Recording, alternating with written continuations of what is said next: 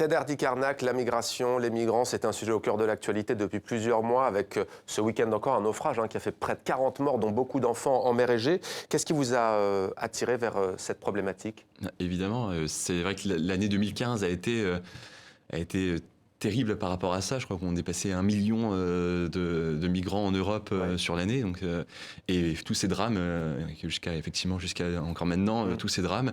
Donc, et effectivement, par rapport à tout ça, un discours un peu de repli sur soi qu'on peut entendre de plus en plus, du type on ne peut pas accueillir toute la misère du monde, etc.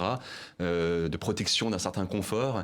Et du coup, essayer de montrer quelque chose qui me semble être une évidence, qui est que c'est le hasard qui fait qu'on est d'un côté ou de l'autre de la barrière, et du coup, qu'est-ce qui se passerait si on inversait ce hasard? Est-ce que les autres, ce n'est pas nous, et inversement? Nord et sud de la Méditerranée, c'est donc pour ça, précisément, pour nous amener à réfléchir, justement, et à pas vilipender celui qui tente de fuir la guerre, la misère notamment, pour essayer de dire, en 2045, ça pourrait être l'inverse. Exactement. Après, effectivement, alors non seulement c'est très difficile. C'est-à-dire que si nous-mêmes on était dans une situation de guerre, forcément on agirait comme n'importe quel être humain, quelque chose de. On essaierait d'aller là où il y a le bonheur, où le bonheur est possible. Donc ça semble une évidence, et voilà, ça me semblait un message. Alors on peut le voir dans sa totalité sur Internet, on peut d'ailleurs voter, on peut aimer, on peut liker comme on dit. Le verdict ce sera en février puisqu'il y a un concours.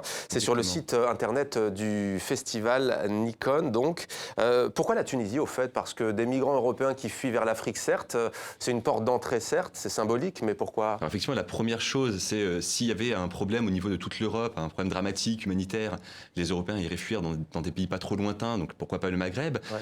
La deuxième chose, la Tunisie. Pourquoi la Tunisie? Forcément, par rapport au printemps arabe, c'est quand même le pays qui a, on va dire, initié un mouvement qui est le plus, sur lequel on peut être le plus optimiste aujourd'hui. C'est vrai qu'il y a des situations très dramatiques sur d'autres pays du printemps arabe. En Tunisie, il y a l'espoir d'une transition démocratique réussie. Et c'est vrai que j'aimais bien imaginer dans ce film qu'on est en 2045 à un moment où la transition démocratique est réussie, où on est dans un pays qui fait rêver. L'Eldorado, c'est la Tunisie. Exactement, un pays qui fait rêver des Européens qui, eux, il y avait quelque chose qui me plaisait dans cette idée. Et puis la troisième chose, d'un titre beaucoup plus personnel, ma mère est elle-même juive tunisienne, donc c'est une histoire familiale aussi. Alors moi, c'est un pays que je connais très mal, mais sur lequel j'ai mes racines. Il faut y aller alors. Exactement. Voilà, la Tunisie, vous tendez le bras. J'y étais quand j'étais enfant, mais du coup j'ai pas de souvenir. Il faut y retourner. Il faut que j'y retourne.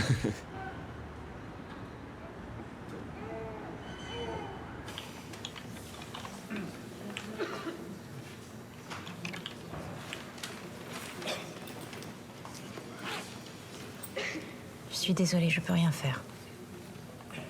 On est d'accord, vous n'avez pas de famille en Tunisie. Hors du cadre du regroupement familial, les quotas des réfugiés européens sont déjà dépassés.